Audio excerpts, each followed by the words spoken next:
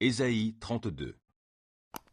Voici qu'un roi exercera son règne avec justice, et ses ministres gouverneront selon le droit, et chacun d'eux sera comme un abri contre le vent, un refuge contre l'orage, comme un cours d'eau sur un sol desséché, ou comme l'ombre d'un rocher massif dans un désert aride.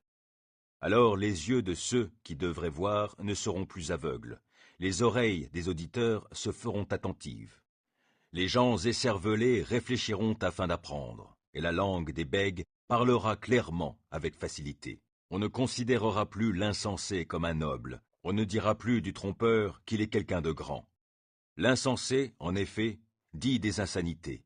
Il est porté, au fond de lui, à commettre le mal, à agir sans respect pour Dieu, à tenir des propos blasphématoires pour l'Éternel. Il laisse l'affamé avec le ventre creux, et prive de boisson celui qui meurt de soif. Les manœuvres du fourbe sont malveillantes, il projette des mauvais coups pour opprimer les pauvres par des paroles fausses, alors que l'indigent réclame son bon droit. Mais l'homme au noble cœur a de nobles desseins, et toute sa conduite reflète sa noblesse. Ô femmes qui vivez tranquilles, debout, écoutez-moi. Vous, filles insouciantes, écoutez mes paroles. Dans un peu plus d'1 an, vous tremblerez, vous, insouciantes, car la vendange n'aura pas lieu, et il n'y aura pas de fruits à récolter. Vous serez effrayés, vous qui vivez tranquilles. Tremblez, vous, insouciantes, quittez vos vêtements et déshabillez-vous.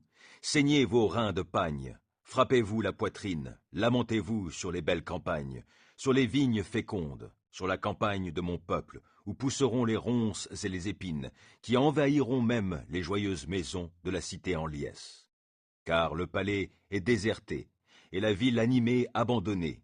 La citadelle, avec le tour de guet, servira de caverne à tout jamais.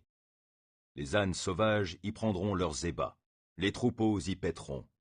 Il en sera ainsi jusqu'à ce que l'Esprit soit répandu sur nous d'en haut. Et alors le désert deviendra un verger, et le verger sera semblable à la forêt. Le droit habitera dans le désert, et la justice dans le verger. Le fruit de la justice sera la paix. L'effet de la justice, ce sera la tranquillité et la sécurité à tout jamais. Mon peuple habitera un domaine de paix, dans des demeures sûres, dans des maisons tranquilles. La forêt tombera, abattue par la grêle, et la cité tombera au plus bas.